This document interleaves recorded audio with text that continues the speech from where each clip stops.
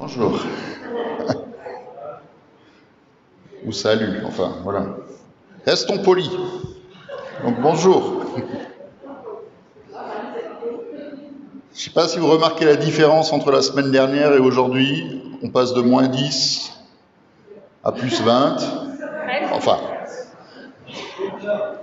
Alors, c'est vrai que ça nous fait du bien quand même. Je veux dire, wow, le premier rayon de soleil, le ciel bleu, tout ça, ça nous remonte le moral. Et vous avez bien fait de venir ce matin, puisque je vais continuer à vous remonter le moral aussi, puisque le thème, c'est la tentation.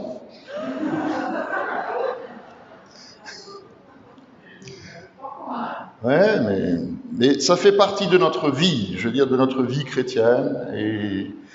Et je crois qu'une des leçons qu'on pourra retenir aujourd'hui, c'est que le Seigneur, il veut non pas nous sortir de la tentation, puisqu'on n'y échappera pas jusqu'à la fin de nos jours, mais il veut nous aider à tenir ferme. Et le mot d'ordre de ce dimanche, premier dimanche dans le temps du carême, mais deuxième dimanche dans le temps de l'Église qu'on appelle le carême, c'est pour détruire les œuvres du diable que Jésus-Christ est apparu. Amen.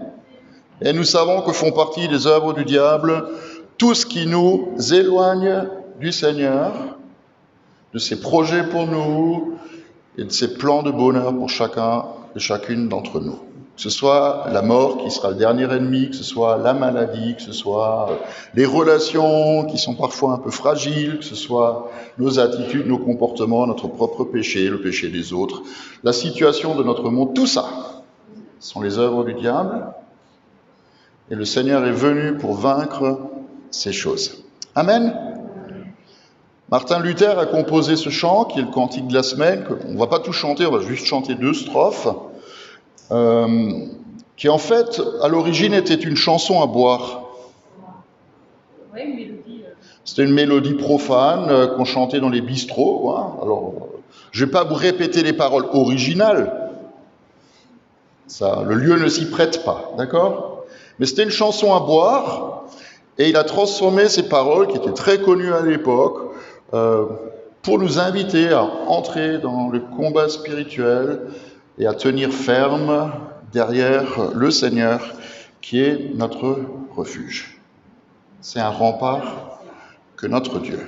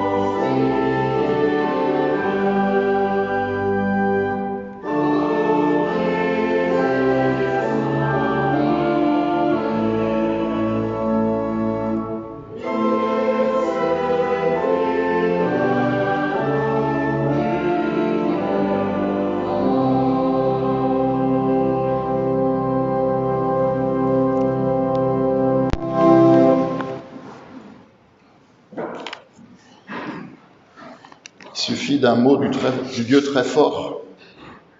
Il suffit d'un mot du Dieu tout-puissant. Psaume 91, qui était le premier psaume qu'on a partagé quand le confinement a commencé, nous dit « Celui qui habite sous l'abri du Très-Haut repose à l'ombre du Tout-Puissant.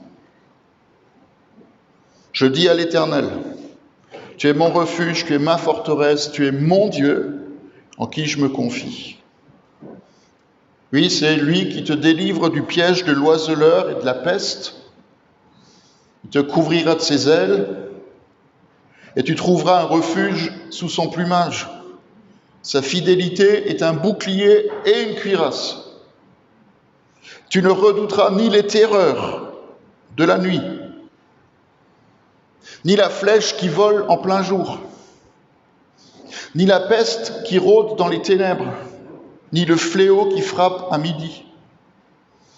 6 000 tombent à côté de toi et 10 000 à ta droite, tu ne seras pas atteint.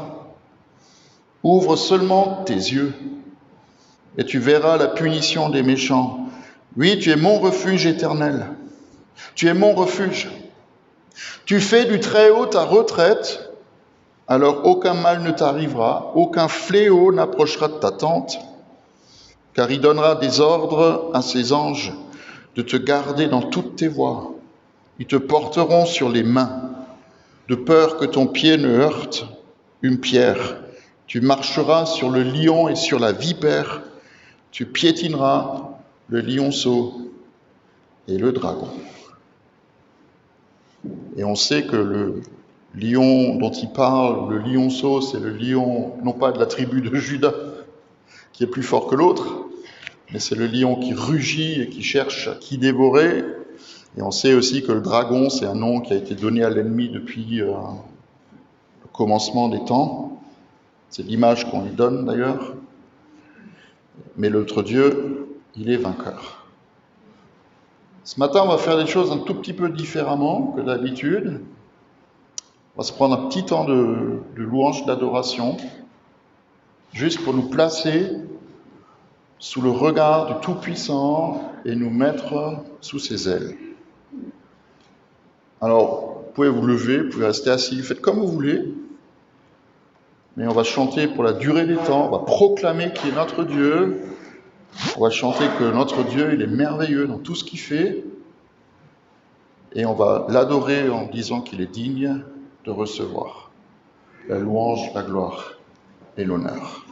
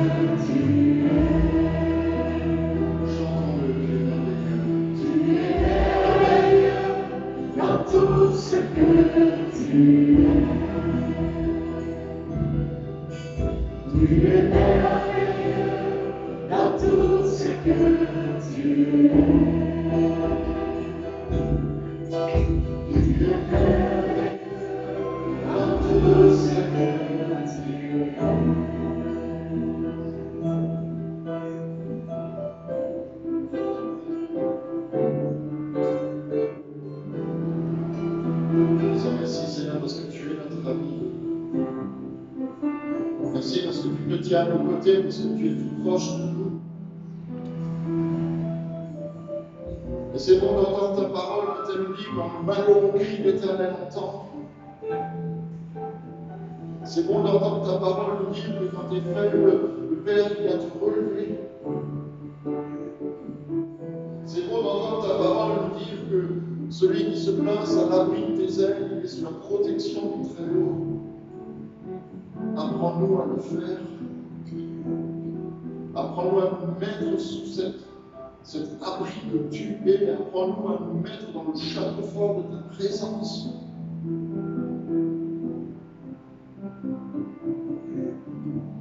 Nous savons qu'une des armes que tu nous donnes, c'est la louange. C'est de proclamer qui tu es, de le proclamer aussi à la face de l'adversaire. C'est aussi l'adoration, c'est adorer ton saint nom, Seigneur. Adorer ton saint nom. Pour que tu nous donnes cette conscience que nous sommes dans ton camp, que nous sommes de ton côté et pas dans le camp de l'ennemi.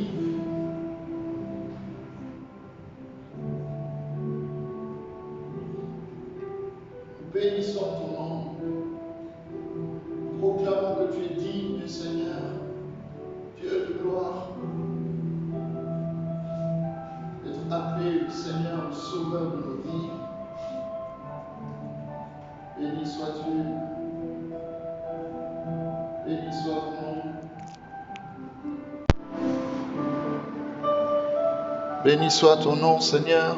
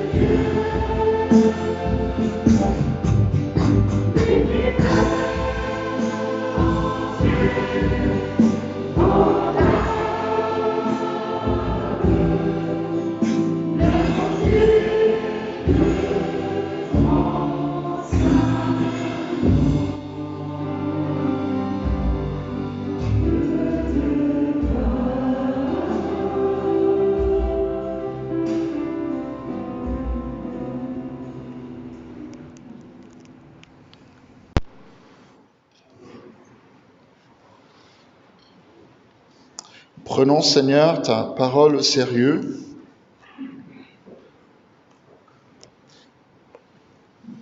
Et nous croyons, Seigneur, que tu es celui qui se tient à nos côtés dans tous nos combats. Parce que tu connais nos fragilités. Tu sais de quelle pâte nous sommes faits.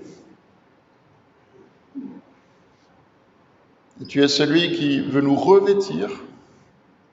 Maintenant aussi, au moment où nous voulons écouter ta parole, nous revêtir de ta présence,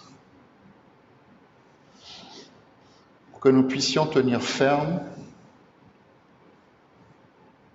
dans les combats et rester fidèles à ton appel.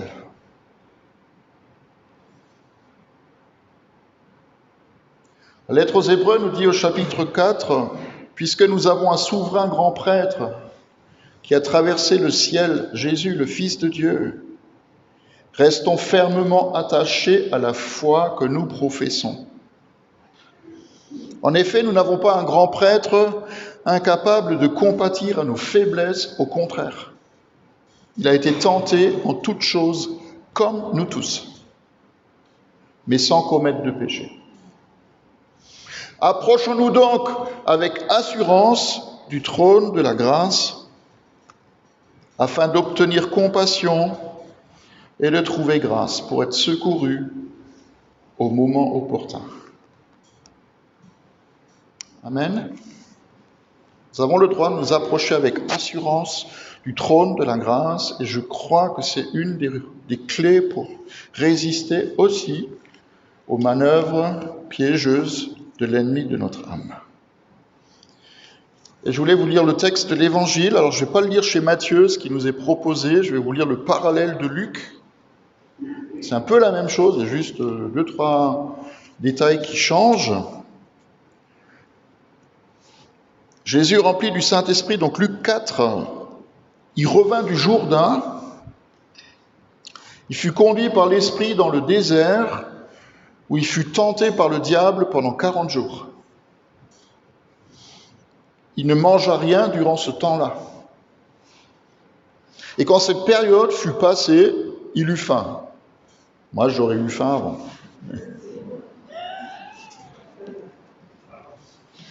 Le diable lui dit, « Si tu es le Fils de Dieu, ordonne à cette pierre de devenir du pain. » Et Jésus lui répond, « Il est écrit, l'homme ne vivra pas de pain seulement, mais de toute parole qui sort de la bouche de Dieu. » Le diable l'emmena plus haut sur une haute montagne et lui montra en un instant tous les royaumes de la terre. Puis il lui dit, « Je te donnerai toute cette puissance et la gloire de ces royaumes, car elle m'a été donnée et je la donne à qui je veux. Si donc tu te prosternes devant moi, elle sera toute à toi. » Et Jésus lui répond, « Retire-toi, Satan, ou arrière de moi, Satan. En effet, il est écrit, c'est le Seigneur ton Dieu que tu adoreras, et c'est lui seul que tu serviras. » Le diable le conduisit encore à Jérusalem, le plaça sur le sommet du temple, et il lui dit, « Si tu es le Fils de Dieu, jette-toi d'ici en bas. Car il est écrit, on l'a entendu tout à l'heure, il donnera à ton sujet ordre à tes anges, de te garder, et ils te porteront sur les mains de peur que ton pied ne heurte une pierre. » Et Jésus lui répond, il est écrit, il est dit, tu ne provoqueras pas le Seigneur ton Dieu. Et après l'avoir tenté de toutes ses manières, le diable s'éloigna de lui jusqu'à un moment favorable.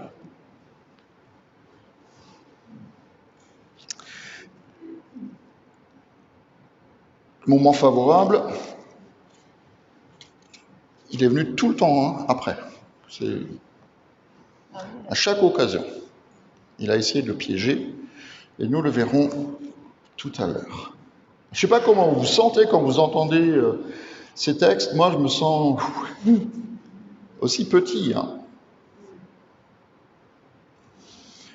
Mais je sais aussi en qui je peux me confier. Je sais que mon secours, il est en Dieu. Amen. Et je vous invite à le chanter.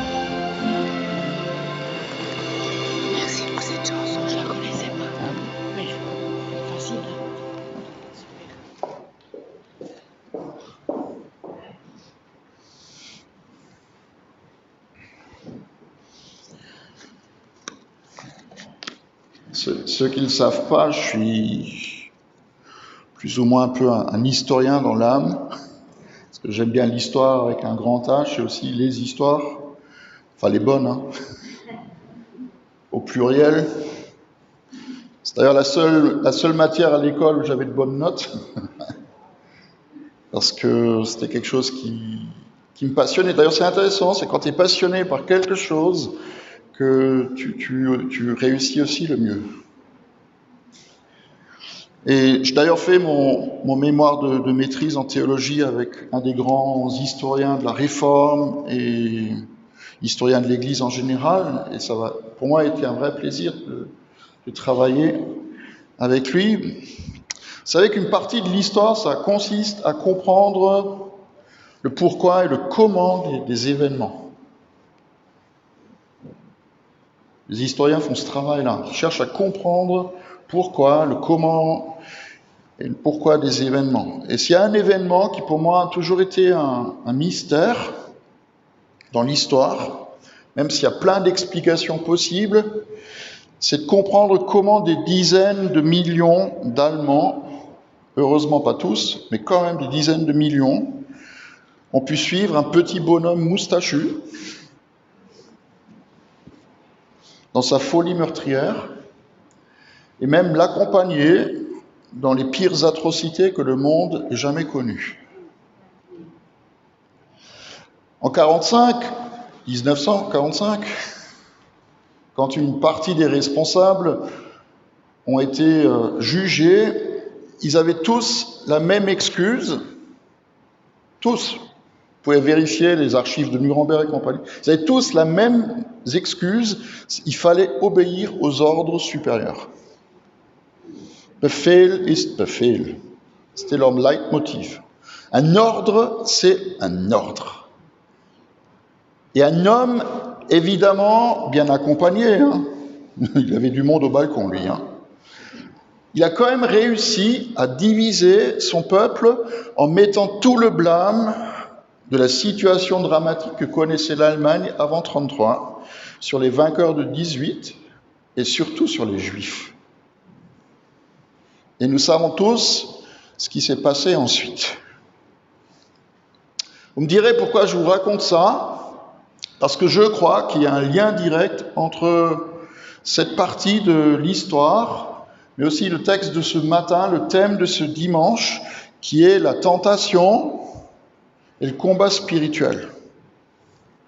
Il y a des gens qui disent que ceux qui ignorent les erreurs du passé sont condamnés à les répéter dans l'avenir. Moi, je crois que c'est vrai. Ceux qui ignorent les erreurs du passé sont condamnés à les reproduire jusqu'à ce qu'ils aient compris la leçon. Tous ceux qui ont suivi Hitler, le petit moustachu, dans sa folie, ils ont soumis leurs pensées et leur conscience à une croyance qui était fausse. Même beaucoup de ceux qui se prétendaient être chrétiens, encore une fois, pas tous, il y a eu des résistants, mais quand même beaucoup. Et j'ai envie de vous dire ce matin, frères et sœurs, que d'avoir une croyance fausse, ça peut être spirituellement mortel, et pas que spirituellement. Et en particulier, si nous ne savons pas ce qui se passe dans le monde, si nous ne savons pas qui est l'ennemi, comment il fonctionne et comment nous pouvons le vaincre.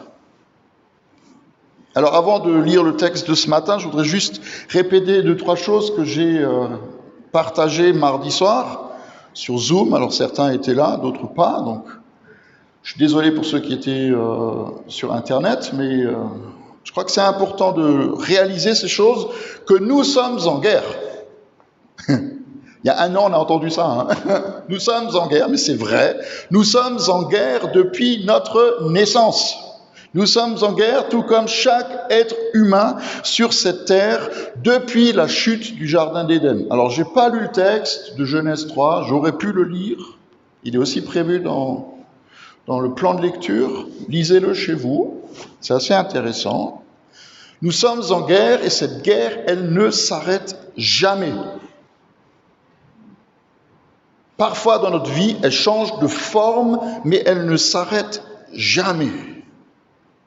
Et c'est l'apôtre Jean qui écrit dans sa première lettre, au chapitre 5, il écrit « Nous savons que nous sommes de Dieu, nous sommes de Dieu ». Alors, c'est pas prétentieux de le dire, hein. Il faut qu'on sache dans quel camp nous sommes, de quel côté nous nous plaçons. Nous savons que nous sommes de Dieu, mais que le monde entier est sous la puissance du mal. Alors je répète ce que j'ai dit, nous sommes en guerre depuis le jour où nous sommes nés, et il suffit de voir comment le diable, il déteste les naissances. Réfléchissez à la chose. Combien le diable déteste qu'il y ait des hommes et des femmes qui viennent au monde. Il suffit de voir dans la Bible l'exemple de Moïse. Je veux dire, il y a tout un contexte où on tue tous les garçons. Il suffit de voir la naissance de Jésus et ce qui l'entoure. Hérode fait tuer tous les nouveau-nés pour que, surtout, il n'y ait pas de concurrence sur son trône. Donc, il y a un potentiel, je vous le dis comme ça, il y a un potentiel dans chaque naissance qui fait trembler l'ennemi. Amen. Chaque être humain qui vient au monde, il porte en lui le potentiel d'étendre le royaume de Dieu et de faire reculer la puissance du mal. Moi, je le crois. Alors, si le monde entier est sous la puissance de l'ennemi, il n'est pas... Tenez-vous bien, il n'est pas sous son autorité. Il suffit de voir l'évangile tout à l'heure, Jésus il est tenté, et on a entendu aussi Hébreu qui dit qu'il a été tenté comme nous, en toute chose, mais il n'a jamais commis de péché, c'est-à-dire que le diable n'avait pas autorité sur lui, et il suffit de voir comment Jésus parle au diable jusqu'au moment où il recule. Il est écrit, c'est ça que la parole elle dit, c'est pas ce que toi tu me racontes qui est la vérité, c'est ce que la parole elle dit. Amen.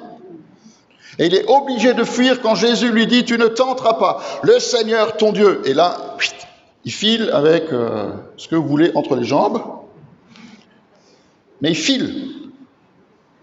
Notre roi, celui que nous avons chanté, que nous avons adoré tout à l'heure, il est au-dessus de tout pouvoir, il est au-dessus de toute autorité, domination. Et il a racheté le monde par son sacrifice à la croix. Et en un instant... Je crois. Il pourrait prendre le pouvoir au diable sans aucun problème et le disperser, comme je l'ai dit mardi soir, comme des confettis de Mardi Gras. Mais il ne le fait pas, en partie à cause de nous, et pour deux raisons. La première, c'est qu'il veut utiliser ce temps pour nous entraîner. Vous vouliez faire du sport, vous êtes servi. Il utilise ce temps pour nous entraîner à établir avec lui son royaume dans le monde. Jésus nous a dit la vérité. Jésus, il a dit à la fin de son ministère sur la terre, il a dit « Dans le monde, vous aurez des tribulations ». Vous ne saviez pas, moi aussi je pense que vous le saviez déjà, dans le monde, vous aurez des problèmes, dans le monde, vous aurez des ennuis, dans le monde, vous aurez des tribulations. Et tant que nous serons en vie sur cette terre, nous aurons des défis auxquels nous devons faire face. La vie, ce n'est pas un long fleuve tranquille, on aura toujours des problèmes. Et quelque part, quand on regarde le contexte autour de nous, on se rend bien compte que le monde, il est dans la confusion, mais dans ce chaos qui règne un peu, ou même beaucoup, le Seigneur nous promet aussi, il dit, vous aurez des tribulations dans le monde, mais ne vous inquiétez pas. J'ai vaincu le monde. Amen. Jésus, il n'est pas seulement venu pour sauver les hommes, il est venu pour sauver le monde. Et c'est à cause de ça, quelque part, nous sommes les agents de Jésus sur terre. Et nous le sommes en vivant son royaume, ici-bas, sous son autorité. Rappelez-vous, le mot d'ordre de cette semaine, Jésus-Christ est venu pour détruire les œuvres du diable, et nous, on fait exactement la même chose. Chaque fois que nous faisons du bien autour de nous, chaque fois que nous proclamons la parole de Dieu, chaque fois que nous nous positionnons pour notre Dieu, nous faisons reculer le royaume des ténèbres. Alors il est évident, si vous ne le saviez pas, je vous l'apprends, que le diable et ses acolytes ne se laissent pas faire. Ils ne se laissent pas faire. Mais le Seigneur veut nous entraîner à tenir ferme.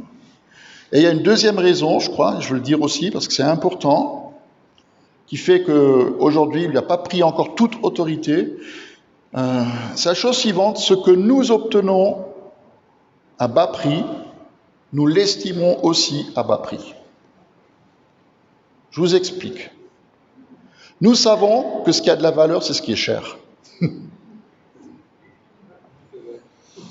Tu peux manger un McDo ou du caviar, le prix n'est pas le même. Mais qu'est-ce qui fait que le caviar est cher et pas le McDo? C'est que le caviar, c'est rare. C'est pour ça que ça coûte. Alors je vais vous le dire comme ça.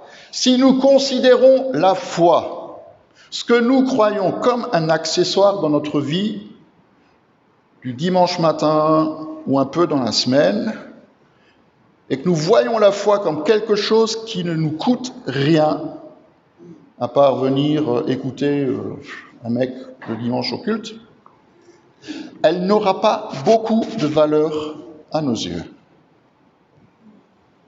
Mais si nous croyons que ça vaut la peine de faire confiance à notre Dieu et de le suivre, il y aura, désolé de vous le dire, mais il y aura un prix à payer. Mais notre foi sera de valeur. Et c'est pour ça que nous devons aussi lutter pour nos promesses que Dieu nous fait avec foi et persévérance. Et alors on va découvrir aussi la valeur de la bénédiction, on va découvrir aussi la provision du Seigneur, tout en grandissant dans la persévérance et dans la foi. Alors je vais vous lire le texte quand même. Je regarde l'heure. Okay. Jean 13, c'est Jésus institue la Sainte Seine. Après avoir dit ces paroles, Jésus fut profondément troublé. Les paroles, c'est, il y en a un qui va me trahir. Il déclare solennellement, en vérité, je vous le dis, l'un de vous va me trahir. Les disciples se regardaient les uns les autres, sans savoir de qui ils parlaient. Comme quoi, ils n'avaient pas trop confiance en eux-mêmes. Hein. Un des disciples, celui que Jésus aimait, était à table à côté de Jésus, et Simon-Pierre lui fit donc signe, et Freune, de lui demander qui était celui dont il parlait. Et ce disciple, il se penche alors vers Jésus, et il lui dit, « Seigneur, c'est qui ?» Et Jésus répond, « C'est celui à qui je donnerai le morceau que je vais tremper. » Puis il trempa le morceau et il le donna à Judas, le fils de Simon l'Iscariote. Dès que Judas eut pris le morceau, le diable entra en lui. Jésus lui dit, « Ce que tu fais, fais-le rapidement. » Mais aucun de ceux qui étaient à table avec lui ne comprit pourquoi il disait ça. Comme Judas y tenait la bourse, quelques-uns pensaient que Judas lui disait « Achète ce dont on a besoin pour la fête » ou qu'il demandait de donner quelque chose aux pauvres. Après avoir pris le morceau, Judas sortit aussitôt alors qu'il faisait nuit. Je vais vous parler des stratégies du diable, comment il fonctionne la plupart du temps et comment on peut en sortir. Je vais le faire rapidement. Je n'ai pas envie de vous parler ce matin, on n'a pas le temps. Je ne fais pas un cours de démonologie, on ne va pas parler de la prédestination, du destin tracé à l'avance, comme on pourrait le croire pour Judas. Je ne voudrais pas entrer dans le débat du style « il n'avait pas le choix, le pauvre, c'était pas de sa faute, il était programmé pour trahir ». J'ai envie de vous dire juste ceci, c'est que tout homme sur la terre, il a toujours le choix. Et Judas aussi jusqu'au dernier moment. Et que s'il a mal fini en se suicidant, c'est d'abord à cause de son remords, mais surtout à cause des religieux, et je le dis, à cause des religieux qui ont refusé, quand il a voulu ramener l'argent, qui ont refusé de l'accueillir et qui lui ont claqué la porte au nez. Et ça aussi, ça devrait nous interpeller. Qui sommes-nous pour juger? Est-ce que nous ne sommes pas là aussi pour faire grâce à ceux qui ont péché? Je ne dis rien d'autre. Ils ne lui ont laissé aucun espoir. C'est pour ça qu'il s'est pendu. Alors, une des stratégies que le diable utilise, toujours un peu pareil, c'est d'abord nos pensées et aussi nos sens. Toujours, dès le commencement, fonctionner comme ça. Hein. Les yeux, la parole, les oreilles, même l'odorat. Hein. On est en plein carême. Et tu te dis, bon, je vais faire un effort, je ne vais pas manger ceci, cela. Oh. Ça peut être le goût, hein, ça peut être le toucher même. Hein. Oh, c'est des trucs incroyables. Mais c'est surtout dans nos pensées qu'il travaille. Le mal, dit Jésus, il commence dans nos cœurs et dans notre tête. Et on le voit dans le contexte de cette histoire-là. Juste avant, c'est juste pour vous expliquer, avant le chapitre 13, il y a le chapitre 12. Dans le chapitre 12, il y a une femme qui vient et qui verse du parfum sur les pieds de Jésus pour annoncer, préfigurer sa mort. Jésus, il dit, c'est pour mon ensevelissement que tu fais ça. Et là apparaît déjà un bonhomme qui s'appelle Judas et qui râle. Il dit, c'est du gaspillage ce truc-là. On aurait pu vendre ce parfum 300 pièces d'argent, donc 10 fois plus que ce que lui va toucher pour trahir Jésus. C'est une parenthèse. On aurait pu vendre ce parfum 300 pièces d'argent et le donner aux pauvres. Judas pense. Il pense que. Puis tout de suite après, on a Jésus, avant qu'il partage le pain avec tout le monde, même Judas, il y a Jésus qui lave les pieds de ses disciples. Et là, on va retrouver, pas Judas, mais Pierre, comme la semaine dernière, pour ceux qui étaient au culte, Pierre qui est le premier qui a confessé qui est le Messie, et quand Jésus annonce qu'il va mourir à la croix et qu'il va ressusciter, Pierre, il lui dit « Ah non Seigneur, hein, ça va pas t'arriver ». Et Jésus, il dit quoi à Pierre? Il se retourne et lui dit « Arrière de moi, Satan ». Tes pensées ne sont pas mes pensées. Tes pensées ne sont pas mes pensées. Et ici, quand Jésus, il lave les pieds de ses disciples, c'est exactement la même chose. Pierre, il lui dit, « Ah non, Seigneur, hein, tu vas pas faire ça, hein, tu vas pas me laver les pieds. Hein. » Et Jésus lui dit, « Si je ne le fais pas, tu n'auras aucune part avec moi dans le royaume. » Et Pierre, il dit, « Alors si c'est comme ça, je vais avoir une part avec toi dans le royaume, alors lave-moi tout entier. » Il n'a rien compris. Il n'a rien compris. Vous savez, ces hommes, ils ont suivi Jésus pendant 3 ans, ils l'ont entendu prêcher, ils l'ont vu faire des miracles, ils l'ont vu enseigner, ils l'ont vu vivre, mais ils n'ont pas compris, ni l'un ni l'autre, parce que leurs pensées n'étaient pas les pensées de Dieu. Et c'est la porte d'entrée du diable. Encore une fois, ça commence toujours comme ça. Vous savez, Descartes, il a dit un jour, « Je pense, donc je suis ». Descartes, ce philosophe qui a donné naissance à l'esprit cartésien, hein, il a dit « Je pense, donc je suis ». Et c'est bien le problème. Le problème, ce n'est pas de penser, qui est le souci. Dieu nous a donné l'intelligence, il nous a donné des capacités, il a un désir en lui de nous voir aussi être créatifs et inventifs à côté de lui. Ce n'est pas le problème. Le problème, c'est « je pense ». Je pense. Et quand on sort du plan de Dieu, quand on sort de ses voies et de ses pensées, on finit par se tromper et être trompé. Jusqu'à même, comme ici, ouvrir la porte au mal. Et en même temps, ça je vous le dis aussi, la porte de sortie, elle est très simple. Il suffit ça demande du travail, hein, mais il faut soumettre nos pensées à la pensée de Christ. Quand il y a une pensée qui te vient, et personne ne peut t'empêcher d'en avoir, même toi-même tu ne peux pas t'empêcher de penser. Mais quand il y a une pensée qui vient, ça vaut la peine de se placer devant Dieu et de lui dire « Seigneur, est-ce que c'est bien que je pense comme ça ?» Comprenez ce que je veux dire? Judas, il trahit Jésus pour des tas d'explications qu'on peut avoir. On peut penser qu'il a été déçu par lui, il attendait le royaume de Dieu, mais il n'est pas venu comme lui pensait. Et quand il a vu Jésus laver les pieds de ses disciples comme un esclave le fait, c'était la goutte qui a fait déborder le vase. Il s'est senti trompé. Judas, il a voulu entraîner Jésus dans sa vision à lui du Messie, mais Jésus ne s'est pas laissé faire. Et Pierre, c'est la même chose.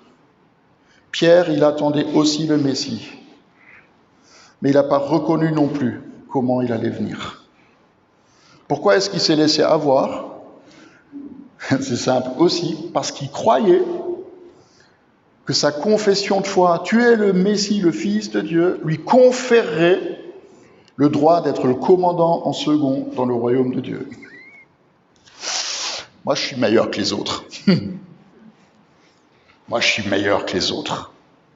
Il a suivi Jésus dans son propre intérêt et non par amour pour lui. Et quand l'épreuve est venue, sa foi, elle n'a pas tenu. Je vous lis juste la fin, et je terminerai avec ça. Jésus dit, je vous donne un commandement nouveau, aimez-vous les uns les autres. C'est à ça que tous reconnaîtront que vous êtes mes disciples, si vous avez de l'amour les uns pour les autres. Et Simon lui dit, Seigneur, où c'est que tu vas? Et Jésus répond, là où je vais, tu ne peux pas me suivre maintenant, là où je vais, mais tu me suivras plus tard. Seigneur, lui dit Pierre, pourquoi est-ce que je ne peux pas te suivre maintenant? Je donnerai ma vie pour toi. Et Jésus lui répond, tu donneras ta vie pour moi? Je te le dis en vérité, le coq, il ne chantera pas avant que tu m'aies renié 3 fois. Frères et sœurs, il dépend de nous si nous voulons laisser la porte de notre cœur ouverte ou non. Et l'invitation qui est la nôtre pour aujourd'hui, c'est de soumettre nos vies au Seigneur, de le laisser diriger à la fois notre vie, mais aussi nos pensées. Et veillons, s'il vous plaît, veillons sur notre âme, le siège de notre volonté, de notre intelligence, de nos sentiments, de nos pensées. Que notre âme soit constamment soumise à l'Esprit de Dieu qui vit en nous. Le diable, il sera jusqu'à la fin de notre vie comme un lion rugissant, cherchant qui dévorer. Il cherchera toujours à toucher nos points faibles pour nous éloigner des pensées de bonheur que Dieu a pour nous. J'ai envie de vous dire ce matin, ne le laissons pas faire. Amen. Prions, Seigneur, que ton esprit vienne remplir pas seulement ce lieu, mais remplir notre vie. Parce qu'on sait bien que l'ennemi va continuer à murmurer à nos oreilles, il va nous amener à penser des choses qui sont fausses aussi te concernant toi. Comme quoi tu ne nous aimes pas, comme quoi tu ne t'occupes pas de nous, tu ne veux pas notre bien, mais tu veux notre mal. Plein de choses comme ça. Prions, Père, s'il te plaît, envoie ton esprit. Donne-nous de soumettre nos pensées à la pensée de Christ. Et donne-nous la force de fermer la porte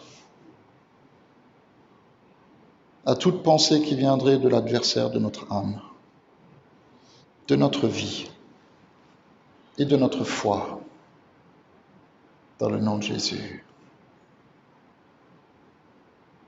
Frères et sœurs, résistez au diable et il fuira loin de vous. Amen. On va terminer notre culte, on va chanter Esprit de Dieu. Prions que l'Esprit Saint vienne.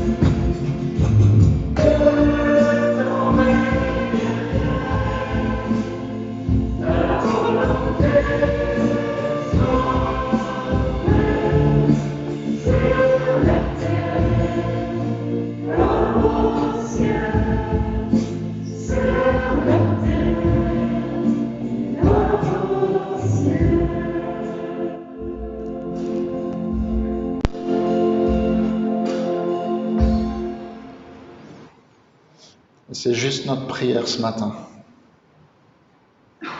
Prions, Seigneur, que ton règne vienne, que ta volonté soit faite sur la terre comme au ciel.